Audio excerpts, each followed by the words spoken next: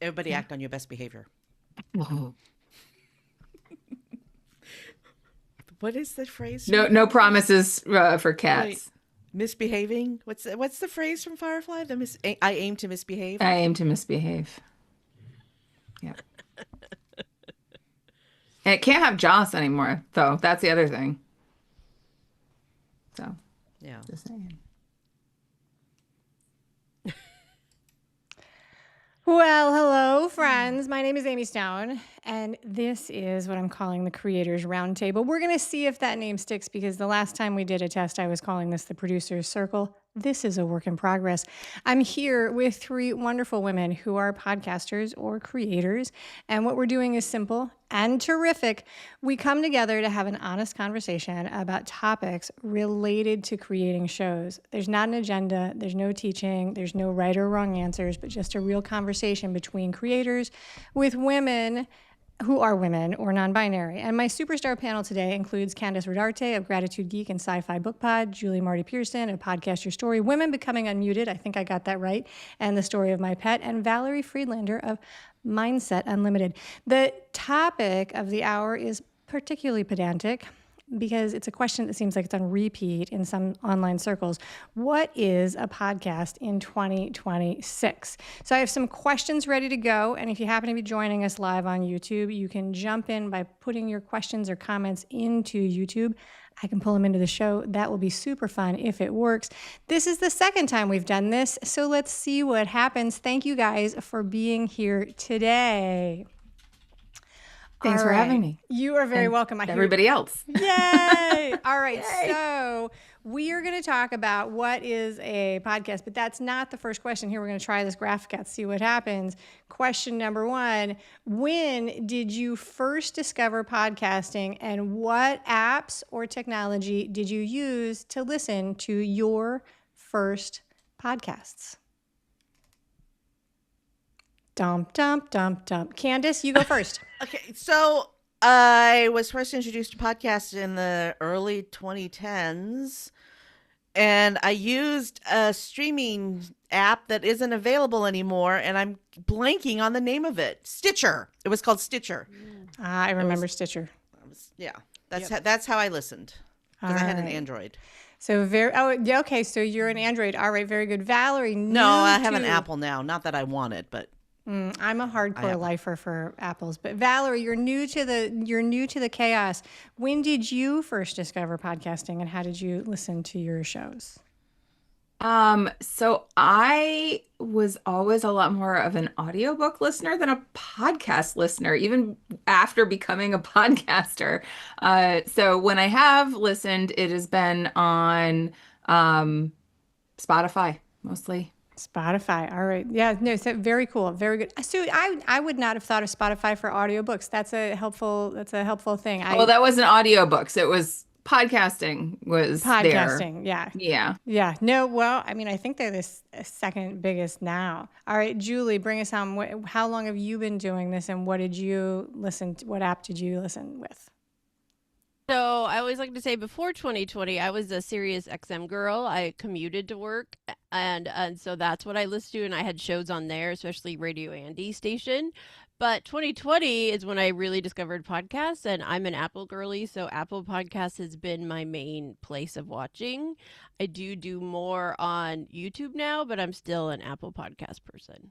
Can I just add that Audible does have the RSS feed for podcasting. So you can listen to podcasts on Audible. Has it always been like that? I think so, yeah. I for as long as I've been podcasting, it has, I mean... Well, now they even have... 2014, I think. Amazon Music, too. Yep. Like it's all... I think they're just all together. Like I think so, Amazon too. Music and Audible, they've always just been there. Because if I remember correctly from when I cared, I managed all that in one place. That's so funny. That's so funny. That's so funny. I have been podcasting for more than a decade. There are things that I let go of. I do appreciate that. All right. Question number 2. Do you consider what you make today to be a podcast? All right. So, Julie, you get to go first. Yes, because, well, especially the story of my pet is where I started in podcasting. And I started in podcasting back in 2021 as an audio only podcast. It was later that I started doing anything on YouTube. And so all of my podcasts have audio only feeds as well as video. And so for me, I've definitely, podcasting is what I call myself, what I do, and what is about what I actually teach others too. All right. Very cool. Kandas and Valerie, you guys, do you consider what you do a podcast? Yeah. I mean, I haven't really moved into video. I'm kind of poking at it for this next season, maybe, but mostly audio. So, the definition of a podcast, for those of us who've been around for over 10 years, is that it has an RSS feed and it's audio. So, yes, I consider what I do a podcast by today's definition. And Apple is launching video podcasting, which means that the way that we receive content is moving away from RSS to this thing called HLS, which stands for HTTP live streaming. So the definition of podcast is going to expand to include video very soon. All right. We're going to come That's back my to that. personal opinion. I'm sure we are. No, yeah, we're going to come back. But I would jump to it, except I don't know which of my slides has that question on it. So poor producing on my side, because I do have that in here. Unless No, maybe. you're doing awesome. You're doing awesome. So okay, so this is not in. So Kandas, what platform is Kandas the earliest of us to begin podcasting? I started in I think 2015, 2014, yeah. 2014. What 2020. 2020 and Julie? 2020, 2021 is when I officially launched. Okay, very cool. And so what platform did you use to record when you started, Kandas? Oh, if I remember correctly, my first couple of episodes were on oh shoot, what is it called? It was a video conferencing tool that might still be around. I think Skype? Microsoft Is it Skype. Skype? Yes. Yeah, that's what I used used too. Skype. I used Skype, and then I moved to Zoom, probably 2013 or so. I started and- with Skype and Pamela. Pamela was like Never a even heard of third that. party. It was like a third party plugin that recorded my Skype videos or I don't audio remember. or whatever. that kind of rings a bell. And then it like stopped working together, and it caused my Microsoft account has never recovered. Like, like I turned in like a service request, and it was like no Microsoft for you, which was mostly a problem with the gaming system. But all right, here we go. Can a podcast be on TikTok or Instagram? Did I write that question just to annoy Kandas? The proof is in the pudding. What do you think? No. No? No. No. I think you can have clips. I think you can have clips from your podcast on. Wait, hold on. The way that the question was phrased, though, it doesn't say only on Instagram or TikTok. Well, I guess what I would say to that is if someone's only on TikTok and they call themselves a podcaster, they are not a podcaster. That's Correct. how You I don't would think so? frame it. Yeah. Because it goes back to, for me, podcasting is longer form content than what you get on something like TikTok or Instagram. And so the whole point of it is people go to the platform to just listen or watch that, right? So those places are not really for podcasts. Yeah. So follow-up question, Jules. Where I mean, you can what promote your podcasts on them, but they're not for delivering the content. where do you draw the line, do you think? What's your opinion on where does it shift from like short to medium to long form? Like what's the time range? Well, I guess for me, long form, I'm thinking more like 20 minutes, 15, 20 minutes. But also most of those platforms, like 3 or 5 minutes is the cutoff that you can even upload. And I can see that being a podcast if it's something like a daily podcast or like a special series. But to me, I don't think I've ever listened to any podcast that is shorter than 5 minutes. Maybe even shorter than 10 minutes. I don't know. So I guess, and some of my episodes are hour long, and I know that's not what everyone likes. So I guess when I say long form, it's What I mean is not a clip of something, it's a full content piece. Does that make Yep. sense? I hear that. This question actually came from, I was invited as a guest. I was matched in one of the podcast guesting speed dating things. And what it turned out to be was a live stream on Instagram.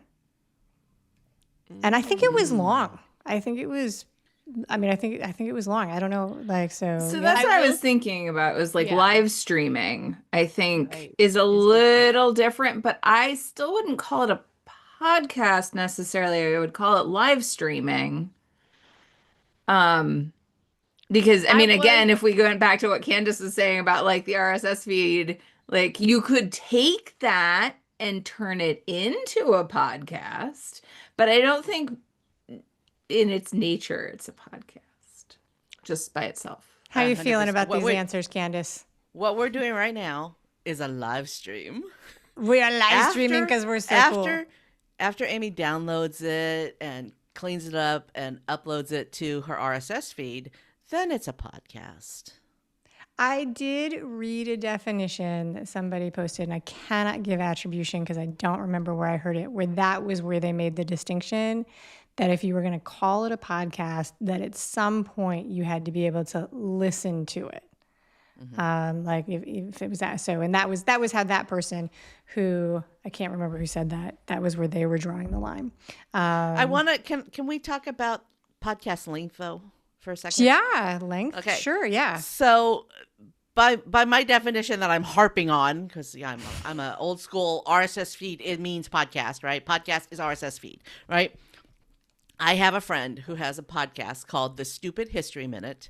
It is my most favorite podcast because it's 2 minutes long and it's a full-on podcast. Every episode is fully produced. It's daily. He releases new content daily, and it streams RSS. You can't get it any other way. You can only listen to it on the podcast channels. So that is not on you. That's not on TikTok or Instagram. Yeah. It is a streamed podcast, and it's glorious because you can learn something new about something stupid in 60 seconds.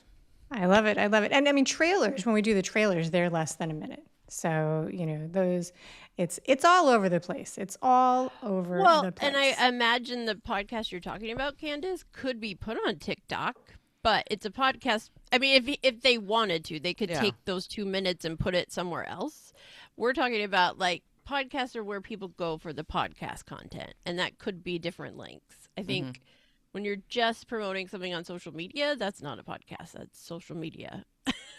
I don't know, but I do get what you guys are saying. I was just on a podcast a couple weeks ago that's a live stream, and it was live streamed everywhere. It was on YouTube, Substack, LinkedIn. I didn't know you could now live stream the same time to Instagram, but then she also takes it and puts it on her RSS feed. So but that happens. Go ahead, Kandas. Yeah, that happens later. The live stream happens on the fly, and then later it's downloaded and repurposed as a podcast. So two names. It's two different things. Just call two? one the live stream. It's the live stream. Well, no, there's many things, but call the live stream, and call the podcast. Two different things. All right. Very good. We're expanding our horizons right now. Oh, here it is. Is RSS still the backbone of what makes something a podcast? RSS standing for Real Simple Syndication. I would like to have been in the meeting where that was named. Or is it shifting with Apple's statement that they will incorporate HLS, which I don't remember. Kandas told us what that is. HTTPS. HTTP live streaming. Live streaming, right. So do we think that this is changing what it means to be a podcast? Because Apple does sometimes force us into making changes for what we call things and how we do things, the plugs we use. I'm an Android user, and I do not like to give Apple that much power. Oh, okay. That's just my initial statement on that, is that I am really annoyed that they are allowed to just say, well, this is what's true now, and this is how this works now. And why does some big corporation have the ability to do that? I disagree. As soon as my Apple phone dies, I'm going back to Android. I'm just saying. But I do see a shift because Spotify was the first platform to roll out video podcasts, right? So when I upload my show via Megaphone, which is we're just going to I'm talking about my tools that I use. I'm not saying I love Megaphone. I'm just saying it's a tool I use, right? Okay. So when I upload my podcast through Megaphone, I actually upload the video. I don't upload the audio. I don't even make the audio version anymore. I just upload the video, and then Megaphone uploads it to Spotify and then sends out the RSS feed to all the places using just the audio, right? That's how I do my workflow now. And and I know Libsyn also has a video upload feature where you can upload the video first. And I'm sure there are other platforms where video is the first thing. So I do think that we are going to see a dramatic shift in the way that podcasts are delivered, and that RSS will slowly go away and HLS will replace it. Not that I'm not giving Apple any credit for that because Spotify did it first. I'm not saying I like Spotify. I'm just saying. But isn't that kind of like saying that like movies are going to take over audiobooks? Yeah, but It's more like saying satellite radio compared to FM, actually, because RSS is a file transfer Okay. system, which is why once you release it, if you update it, anybody who already has it, they're not going to see the change unless they re-download it. And then the HLS is streaming little packets of information. So it's just a different technology. I don't think that HLS cares if it has an actual video to go with it or if it's just an image. I'm not sure about that. Okay, so that would apply more to people who are saying that podcasts are switching to video and not just audio. Got it. Yeah, I mean, I'm not sure. I think that probably my guess is like people do like video. A lot of people, Julie said she's doing a lot of podcasts on, or some podcasts on YouTube. I think that my guess is actually that what's pushing this is actually analytics and data. But I'm not sure about that either. But I mean, I think we all know that, how many times will you upload that little, packet of OPS to try and get data from yet another decentralized source about your podcast, And I do think the data piece is an important one. I'm a data person, so that rings true for me because I hate that not all my data is in one place. I have to go to YouTube for this. I have to go here for that. I have, it's like, and the other part of it is also the upload. I have traditional podcast set up through Buzzsprout. So I have to put my audio only in Buzzsprout because that's the only file type they accept. Then I have to take my video version and put it other places if I want to, YouTube or anywhere else. And so I think for me, it's not so much of RSS versus HLS as I would like to upload it once and it gets sent to all of the places. Yeah. And so if this is what has to happen for that to occur, then that's what has to happen because it's more about time management and process. And so I actually have been testing Riverside. I have used Riverside before, but I've never tested it as a host. And unfortunately, it wasn't great because it wasn't doing a lot of what Buzzsprout did. And it also wasn't making better the parts that Buzzsprout didn't do. And so as someone who is a researcher, I want to test stuff and then provide feedback. I don't want to say this is the best or the greatest. And so it's one of the reasons I did it to see how it felt. And it was definitely different. And I didn't have the analytics, which Buzzsprout gives me great data. So, I think a lot of people are shifting and offering new services within what they already do. But that doesn't mean it's going to be better than what you have now because we got to get people time for the tech to test it out and, work out the kinks and all of that. Yeah, I think that you hit on something there that's really, I would love also as a creator. I think that as people add these bells and whistles, it has become so complicated on the front end to create and distribute. And so much of the effort falls to us, right? And I think it would be fantastic. And if it got simplified, wouldn't that be great? And the other thing that I think you really hit on there, Julie, that I think is really interesting is that it's so hard and kind of expensive to do the research on some of these new tools. without sinking in a lot of time and converting everything over and doing all of this stuff, which I mean, I am complaining. I am complaining, but I don't mean it as like a complaint, but it's like, it's there. And there are days where I feel I did not decide to go into Riverside because I chose Ecamm, but, there are days where I feel like it looks like it's like all Riverside or nothing. And I'm like, no, no, no, no, no. I don't think there's anything wrong with complaining when something isn't working. It's just, are you just sitting there and complaining and doing nothing, or are you complaining with purpose? And, because sometimes you get change that way. Yeah. By saying this isn't working. Hey, what is somebody doing something about this? Like, what are we doing here? We're all women and we have the right to vote. We wouldn't have the right to vote if women didn't complain. Fair point. And let's all enjoy that we have that right. Good companies are going to respond to people's feedback. Mm-hmm. I mean, one of the reasons I love Buzzsprout is they're always updating, they're providing content to us, they're very supportive. Mm-hmm. And I do like Riverside too. I just didn't love what I experienced in terms of the hosting part of it. So now I'm testing out something else. And so part of it for me is doing it is because I help people start podcasts. So when I recommend tools, I'm not going to recommend it if I haven't actually tried it or had experience with it. And so I always share Buzzsprout because that's what I know. It's what I love. It's what I'm used to. But that doesn't mean these other tools aren't valuable. And I want to provide people options, but also have some feedback on the options. Hosting is new on Riverside, right? So you can create create in Riverside and distribute through somebody else. Yeah. Yeah. You can do it both ways. Yeah. I'm one of those people, I like to have everything split out over 25 different places so that when one piece breaks, everything is not broken. And I mean, that's like a really Gen X thing about me. I'm like backup of my backup. Yeah. I am seriously considering going back to just using Zoom to record my episodes because there's so many really awesome post-production tools that once your video is edited or your audio is edited, you can fix the sound and all that stuff in post-production, that it doesn't matter that Zoom doesn't have the best audio quality anymore. It's convenient, easy, and cheap. I would say, and this is just my opinion, I think that most people are not such audiophiles.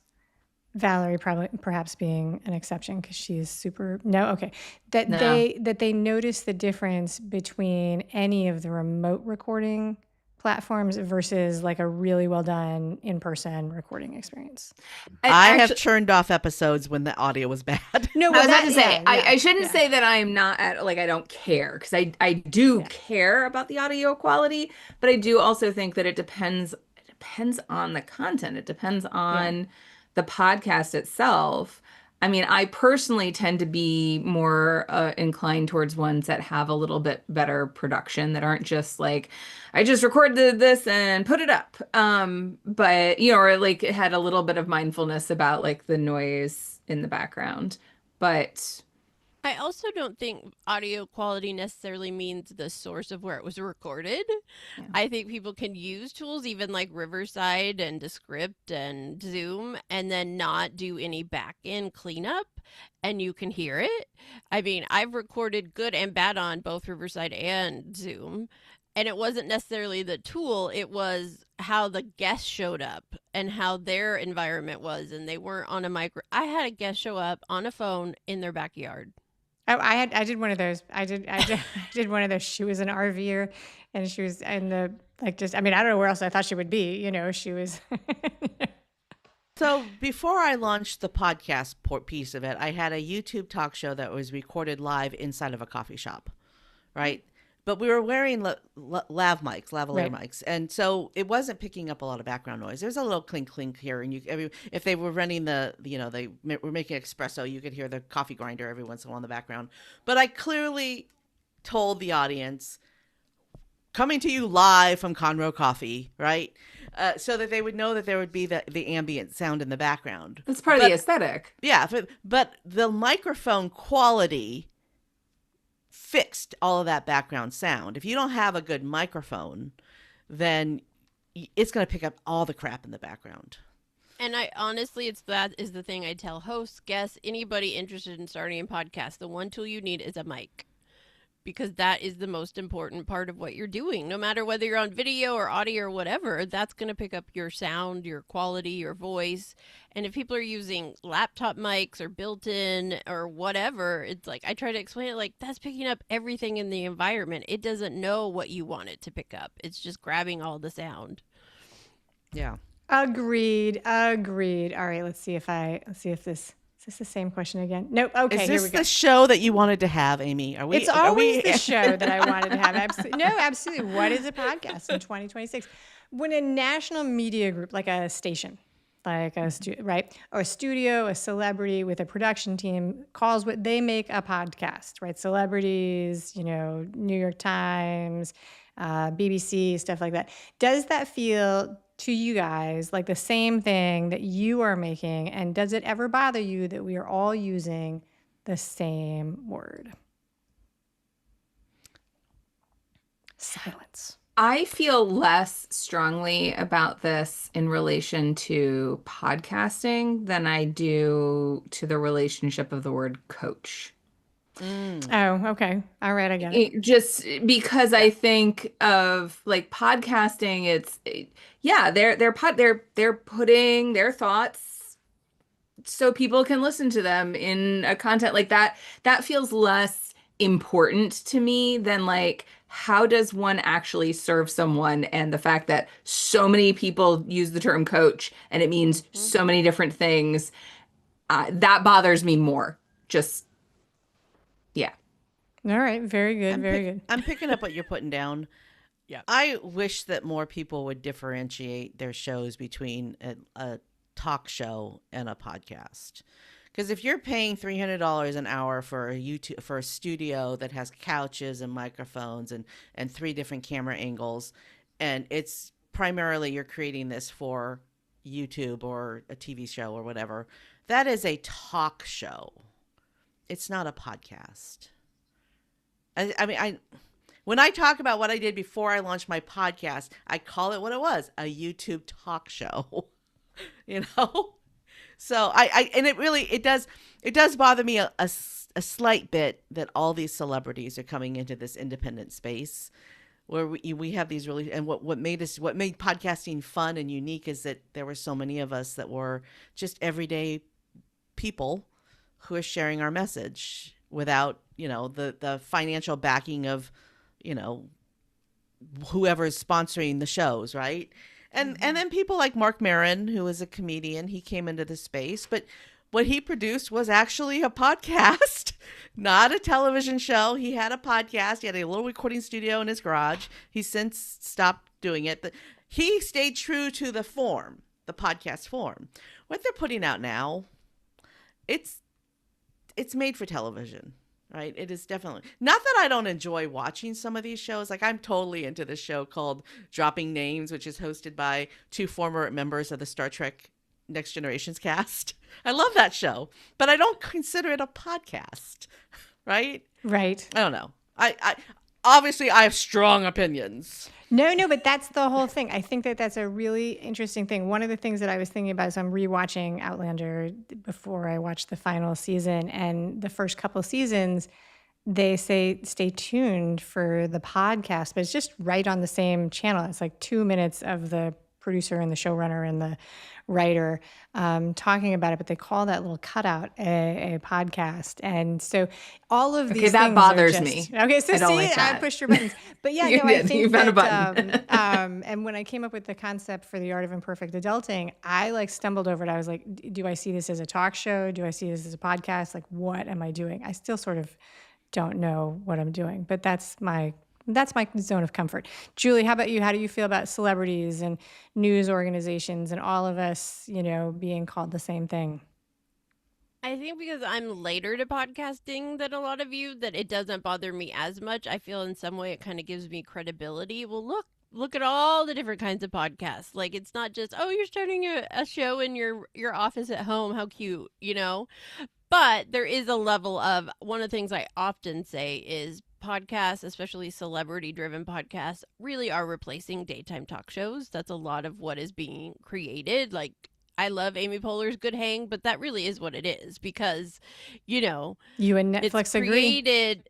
it is, you can listen to it audio only, but it's created in the video form. It's created for YouTube, I don't think she's on Netflix, but that form, right? And a lot of people are creating it that way because they want to get on Netflix and all these things that are opening up. But so it doesn't bother me as much, but I do think that sometimes when people call themselves a podcaster, or I have a podcast, and it's only a video and it's only on YouTube, or it's only in that format, they really are dismissing what the true art of podcasting is about, which is audio.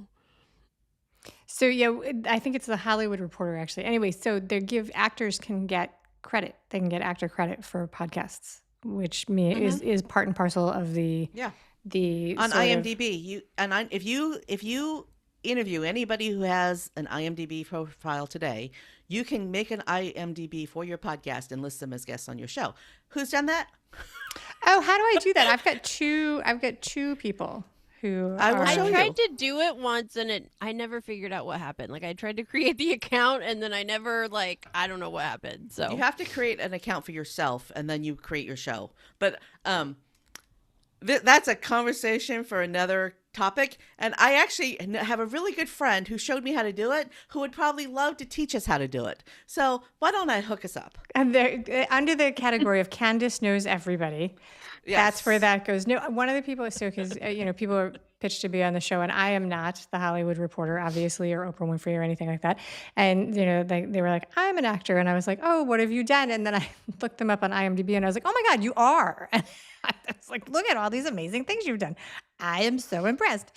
They did like a Hallmark holiday movie that was I was able to watch. It was really on.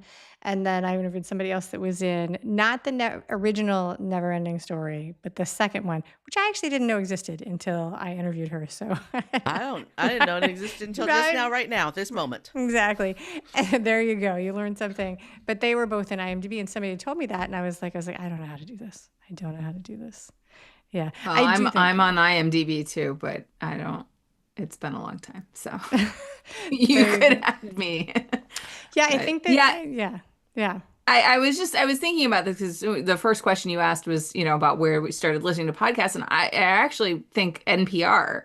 Now that we're talking about this, I never really thought I listened to NPR, not like I'm listening to a podcast, but then they would say this is, listen for more on this NPR podcast, and I mean, I think it can feel less accessible because of that. Who's going to listen to me when they're listening to all these other people? But I think there are still people out there who want to hear what the indie folks have to say, and they've already heard the big name people talking, and they might listen to a one-off or whatever. Maybe they have a favorite celebrity that they love that has started one that they'll listen to, but I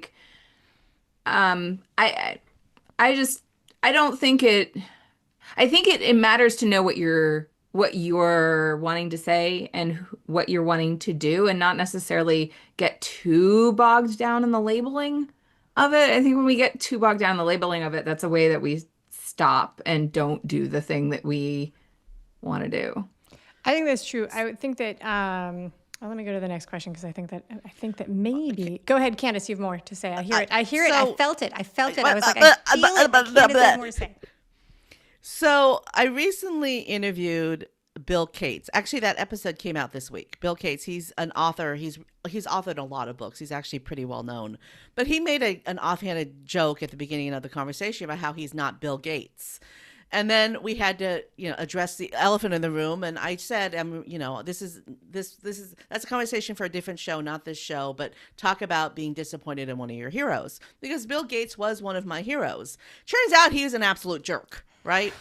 Turns out he's just as sleazy as all the rest of the dudes, right? So, sorry, dudes, if you're not sleazy. So I think that moving forward, there is going to be more of a market for the independent voices, because it turns out all of these celebrity voices, aren't always what they seem, right?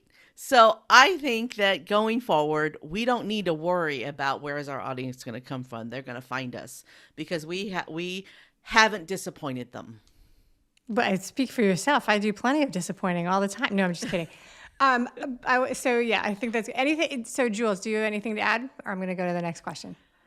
I was just going to say, yeah, I think that people find what they're looking for not about who it is, but what the content is. And if I'm going to a Amy Poehler podcast, I'm looking for something different than if I'm going to listen to Amy's podcast or Candace's podcast, right? So we can all be podcasters, but it's for different purposes and reasons. And also, we are all repackaging it into different ways. And so that's kind of where the gray comes in, I think. So I have a I follow-up do have question. issues with platform algorithm stuff, though. I will throw that out there because I do think that impacts, but that may be part of your other questions. So the maybe Valerie, when you were listening to NPR on a podcast, were you listening to like Morning Edition? Oh, is that the name of their show? Or was it like one of their special series, like 1619? Like, did they take like their morning show and repurpose it just as an evergreen podcast? I don't think so. Okay, all right. I don't think so. The news sections don't, but like 1A and I'm gonna forget all the other ones. Just my brain doesn't hold that information well, but it's like this. It's not the news sections. They don't do that with the news sections. Because the New York Times has like a daily thing that they do, which is very confusing because I think that's called the Daily, and then there's 900 other things also called the Daily. Yeah, I could be wrong. And they rocket to the top of all of the news ones. Rocket to all of the top of all the charts because it's like. Honestly, sometimes that's the way I get my news because I can't stomach watching mainstream media. But you have to pick and choose which ones you're going to listen to get the correct information. Anyway, that's a whole nother thing. I wanted to add that's a topic for a different day for sure. I have a girlfriend who she has a podcast about business books, but it's radio show first. So it's produced as a radio show, and then the RSS feed is fed to all the podcast channels. So there are so many different ways to get to podcast. Yes. It can start somewhere else and to get to podcast, which is what NPR does. That's what I thought. And then there are also people, like I got offered, somebody was like, we'll take your catalog and we'll stream it on our digital radio thing. And I was like, what now? Say who? But anyway, so it's getting confusing out there on those internet streets. Who should get to decide what we call what we're creating? Should it be the platforms? Should it be the listeners? Should it be the creators? Should it be the advertisers? The creators. The creators should decide? I told you I'm opinionated. Yeah. I think I would say that, but then it gets back to what Valerie said about coaches and anyone calling themselves a coach. And there's sometimes, I'm a podcaster. Really? Let me see. And I even feel that way sometimes when I tell other people who've been doing it for decades. Like, I'm not the best. I'm not the most experienced, but we're all on a spectrum of being podcasters, right? But yeah, because I have some major feelings about the coach term and how it is used. As someone with a doctorate in psychology, I'm like, you're not a coach, you know. But that's a whole other subject. So I think we have to allow the creator to have ownership of what they're creating and what they want to call it and how they're creating it. And then if you go to it and you don't like it, then okay, I don't like that, but you can't tell me what I create is or isn't one of the things, I don't know. Does that make sense? I hear that. I think that when Valerie actually, she sort of hinted towards this when she was talking about, maybe it was coach, maybe it was something else. Because one of the things, I think there's a flip side to, I think when you said, when we get too close to the word and then we stick too much to that, one of the things that I think about sometimes is if people are looking for us and they have an expectation for what a podcast is, and it's not that, like, so like if a person in the audience or the listening group, if they were to have an opinion about it, that, would it match? Like, does it matter what the people in the audience think a podcast is? I think it really ties to like setting expectations. I mean, that's part of the reason why you have an intro to your podcast, why you have a trailer is to set expectations. This is what you can expect when you're listening to this, so that people know what they're getting into.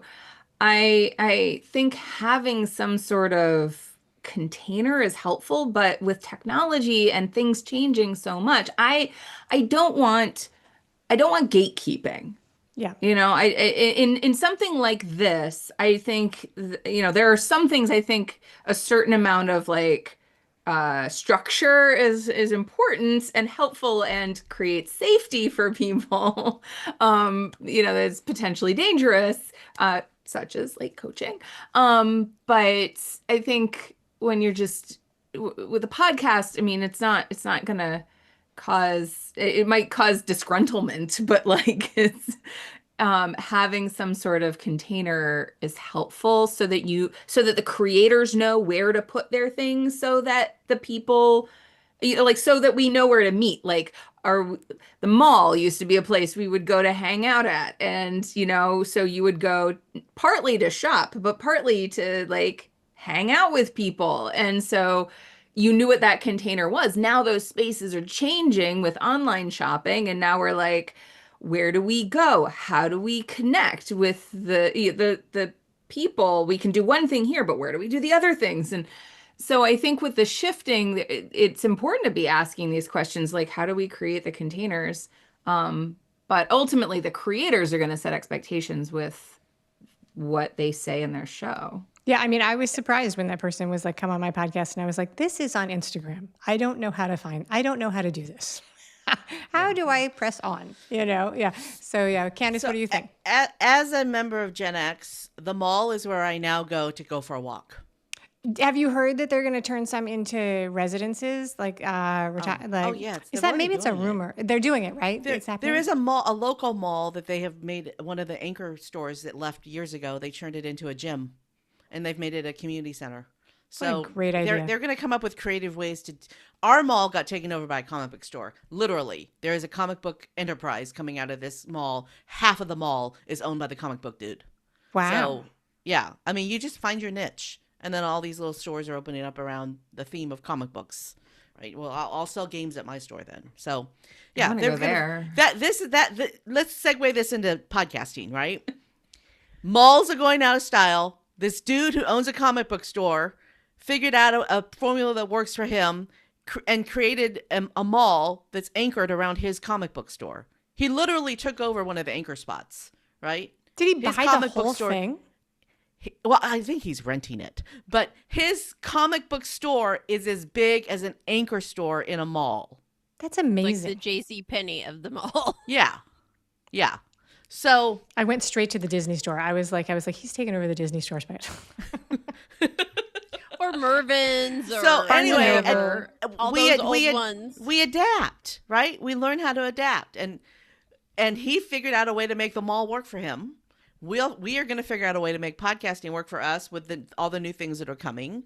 Again, collaboration. But Well, and I think that's an important piece, though, because even in the 5 years I've been in it, podcasting as a medium has evolved tremendously. Mm-hmm. Mm-hmm. And I often tell people when I started, I did it this way. I don't do it that way anymore. There's a lot of things that are different. I always recorded video, but I never used it in the beginning because I was taught how to edit the audio, how to upload the audio, how to use that only.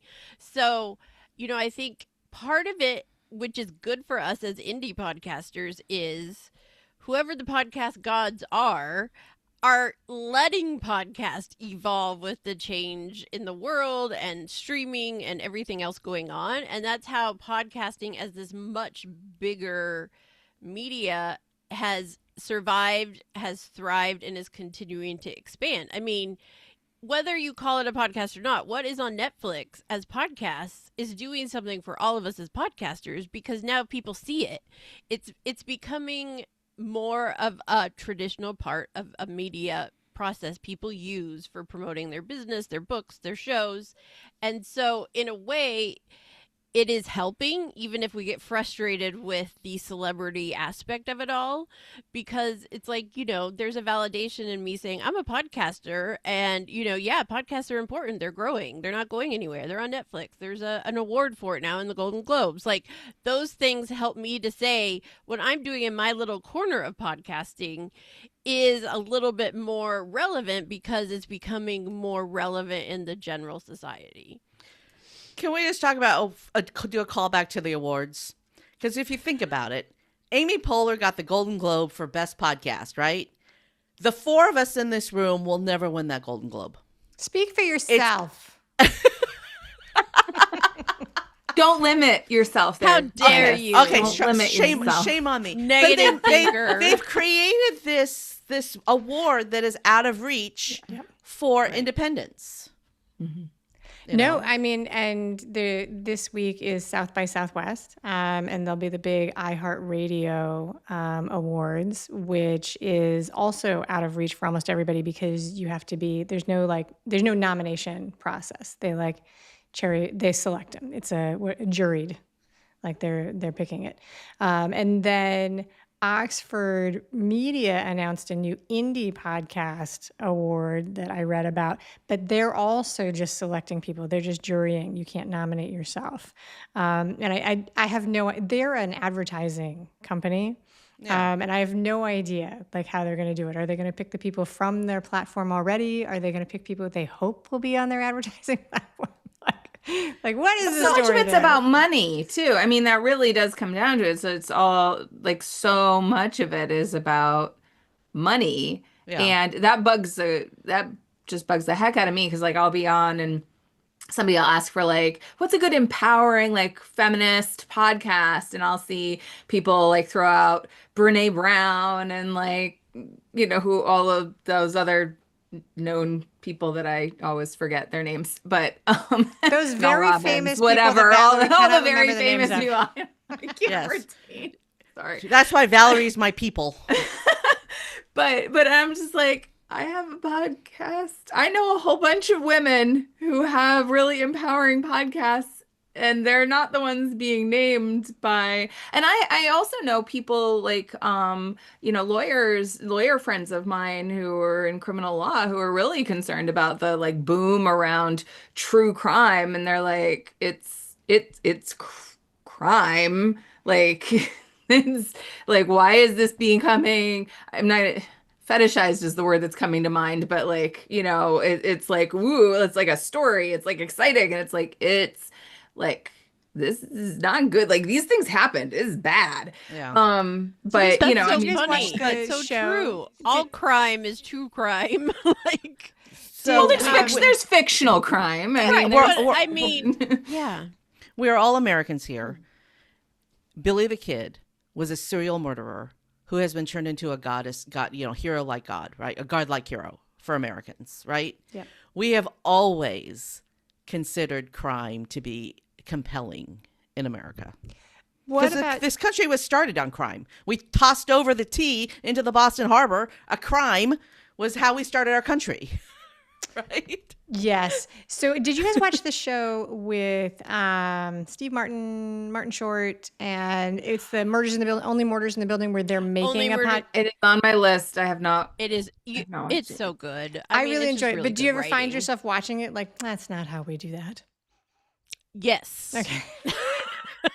Especially with how popular it got, and then they got these things. It's that's not how indie. No, even a great show about this true crime happening as it's happening in their world. Yes, it's compelling, but small indie podcasts no one's ever heard of don't grow that way. I mean, yeah, it's Hold the phone. This show is about podcasting? Yes. It's a murder thing, but they make a podcast. Yeah. They make a true crime podcast. There's And a murder in their building, and then they build a podcast. It's and then, really cute. Yeah. It's really cute. It's really you. I had think no you idea would that was the enjoy premise it. of the show. Because Steve Martin and Martin Short together alone is worth watching. 100%. Just so funny. 100%. All right, I'll add it to my list. But so it's not that stood out to me, Julie, but I would watch it sometimes and be like, and they're doing it because it's a TV show and it doesn't have to be right. But with the microphones and the things and the places, I'm like, I don't think so, and they know it because they know more about this than I do, Right. But yeah, no, 100%. All right, very cool. One more. Let's see, we got one more here. And I don't know if we actually know how things work, though. Because I have 3 YouTube channels, and I don't pay attention to one of the channels. And in the last 2 weeks or so, a video I posted 10 years ago has gone viral. And all of a sudden, I'm getting all these subscriptions to a channel I don't really even pay attention to anymore. So every couple of days I go in and I look and I go, well, it's still working. So we just don't know how things work. Yeah, I have one of those Yeah. from when I made a agree. video of me changing a bike tire. And it still gets tons of views. And usually I get a thank you note from somebody like every couple of weeks. They're like, thank you. Because it's like, I'm not a bike shop. I'm just like a lady like in my like garage. Like this is how I do it, And so I think Well, I that's think that's an important thing to say, though, because even like my RSS feed, yes, I get what I'm doing, but I don't necessarily know how people find me on Apple versus Spotify versus Good Pods versus, all of the algorithms, all the behind the scenes stuff is different. So we can only know a certain amount of that part as a podcaster. We know how to put it out. We also know we don't have control over a lot of how people find it if they aren't told by me, go here and look up for this podcast, right? I think that is probably some of the harder parts of being an indie podcaster is this like we're putting it out into the ether and hoping someone out there somewhere finds it on one of these 10 places that it's on, Well, right? let me label it and name it the thing that will be picked up by the AI bots that are scrubbing. Right, I can right, tell right. you, I can tell you on Good Pods though. On Good Pods, it is somebody else listen to it, and if somebody else listens to it, then Good Pods tells everybody else who that person follows or follows that person that person listened to it. So Good You have Pods to is a listen to it great on Good platform. Pods, though, right? Within the Good platform. Pods, yeah. That's the thing. It's like everything's so self-included. Okay, 7th question. Do you think the word podcast has or had a scrappy indie identity, and has that changed over the last 5 to 10 years? I don't know if scrappy is the right word, but it definitely did have a DIY vibe. Like it was, when I started my podcast, I had a microphone, a sound mixer, and a pair of headphones. And what is that program I use? Skype. Right? Yeah. And a free audio editor. Anybody could start a podcast if they could figure out how to use an audio editor, right? Yep. So it is, but scrappy, I don't know, because I always felt like podcasts were just a little snooty. Like, Oh, I have a really? podcast. Yeah. I think I'm better than other people who don't have podcasts. I'm just kidding.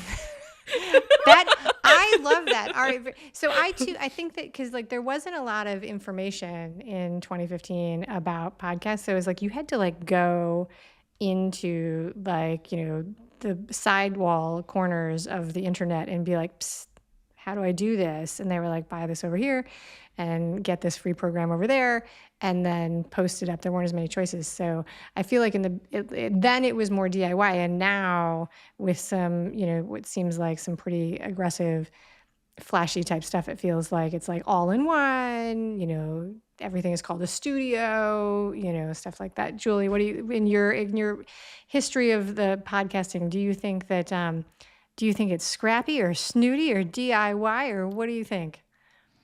I would say definitely it was probably scrappier 5 years ago for me because it was finding the right people to teach me the right parts. Even though I bought a course that was supposed to be podcasting, I ended up going somewhere else to really get the help I needed to actually do it because I'd never edited audio or anything before.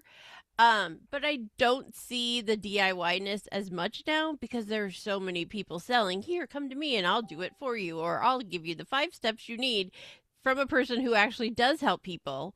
But I say that in, yes, you can DIY it, but there's a lot of little things you should be paying attention to if you want to actually do something with it and help your business. And so I still see it as DIY in terms of indie podcasters, but it's definitely like it's almost the other extreme now. There's so many options, there's so many ways to create it that it's almost like weeding through it and finding the way you want to do it versus before having to seek out the people that could help us do it. So it's almost like it's flip-flopped in my head. I think that's fair. Valerie, what's your experience been? I mean, so when I started like 6 years ago, something like that, I had a client who was someone who helped people start podcasts. So I got a lot of like, I kind of knew it was already a thing. I knew like some of the supports that were out there. And I think there are ways that you can approach it that are scrappy, but I think it's been certainly more normalized because you have these big names that are doing podcasts. And so like the term podcast, again, I mean, I always had that feeling when I would say like, and I have a podcast, like, like, but I think it also depends on what you're doing the podcast for. Like, so for me, it's less about the podcast and more helping people understand how I think about the world, how I approach coaching, like what, like basically kind of cutting through all that and being like, this is what this looks like, and here are some insights and things. So it wasn't really necessarily about growing it big, but then I think there was this whole like, yeah, every coach has a podcast because every coach is trying to be an influencer because that's what you have to do to like market yourself and all that sort of stuff. And so it felt a little bit like, I don't know. I wouldn't snooty and scrappy or neither of those words kind of fit. It was more like this like thing that I wanted to tell people about because it was the best way to market for me because it helps cut through all of the confusion. But also it felt like there was this kind of vibe like, yeah, everybody has one of those. So like, Yeah, no, I'm glad oh, she's a podcaster. Oh, yeah. I've gotten that. Yeah, I know that that was. we are. I don't have a slide for it, but that was another question. It's like, do you ever feel like you have to add a qualifier? Like, it's like, I have a podcast and I'm also on YouTube, or this is, I'm also right-handed. Yeah. Yeah. I mean, I think it was like that. I'm sharing things and I'm not trying to be an influencer, right? I feel like there's Yeah. maybe somebody can speak more eloquently to this than I feel like I am, but there was a vibe to it that I think is still somewhat there because it has become so popular, but also like what Julie was saying, I think there's a little bit more credibility to like a little bit more recognition that it's something that takes effort and something that is meaningful. I think that's, but it also depends on who you're talking to. Like if you're talking to somebody who listens to podcasts and loves podcasts versus somebody who's like me and didn't ever listen to them. No, I can say that, like, as an example, my sister, oh, well, I don't listen to podcasts, and oh, you're a podcaster now. It's like, go away. Because but she's always done that to me, no matter what I was doing. Sisters. So I do feel like there is the people that'll be like, oh, everybody has a podcast. It's like, well, no. But it's not as easy as you think. I think there is that, like, now people see because it's getting some credibility, like, oh, it takes work. It's not like you push a button and I'm a podcaster now. It's like, no, it doesn't work that way. Even it never has, but now you're realizing it doesn't work that way. So I do think there's more credibility in calling ourselves podcasters than maybe I felt when I first started. But there still is that, like, what is the qualifier of what does that mean when you say you're a podcaster? I think this topic is probably for another episode, but a lot of folks come into podcasting think that they're going to make money from their podcasting. And I think what we've learned here, especially from Julie, is that the money in podcasting isn't in the podcast host actually doesn't make the money. The people who provide the services make the money. But I, along the lines of what Valerie was talking about, coaching. So I kept trying to create a coaching business as a podcaster. Like I'm a podcaster first. That's who I am. That's what when I think of what I do, I think I'm a podcaster. But I was trying to have a coaching business, and it wasn't a podcast coaching business. It was a business coaching business. I tried different iterations of different things. I finally realized that that is not my zone of genius. I'm not a coach. I'm a community builder. And so I'm trying to make money. My new way of trying to make money around my podcast is building a paid community for my podcast listeners that adds value to what the podcast already brings them. And that might be where podcasters go in the future. I don't know. We'll I like see. that because one of my little thing, like when I go to networking stuff, I usually introduce myself as podcaster, speaker, coach, and advocate. I try to use coach less because I don't like it. I sometimes call myself a podcasting mentor. But I also like sometimes introduce myself as, hi, I'm Dr. Julie. What does that mean? Okay, I have some education behind it, which I didn't use a lot when I was first in podcasting because it was like, I'm still learning. I don't want to act like I know something I don't. But I do think what you're saying is so true. I think coach is used in so many different ways. And now we're kind of seeing that with podcaster. It's like just because you have a podcast doesn't mean you have a business you're trying to sell. But so many people get into podcasting because they think they're going to make money from it, which you can, but that's a long game. There are That's why I'm rumors. a word nerd. I like words, but so often people use them. I mean, of course, I also have teenagers, so like, what do you mean by that word now? But I think one perk to it is just that it can open the door to a bigger conversation like this one, where you are building depth of relationship. Like, what do you mean when you use that word, and getting to explore realities. So I have loved this conversation. I want to say thank you very much, Kandas, Julie, and Valerie, for joining me for this. I hope you guys enjoyed talking about it. And I knew going in that Kandas had very strong opinions about this. But I think it was still a really, really good conversation about all the different things that we did. All right, so I'm going to close this out. That's a wrap for this episode of the Creators Roundtable. And the next one I'm going to do of these is probably going to be on April 8th. That's the tentative date. And maybe the topic, people can let me know what they think, ageism in the creator economy, or collabs and guesting, what works and what doesn't.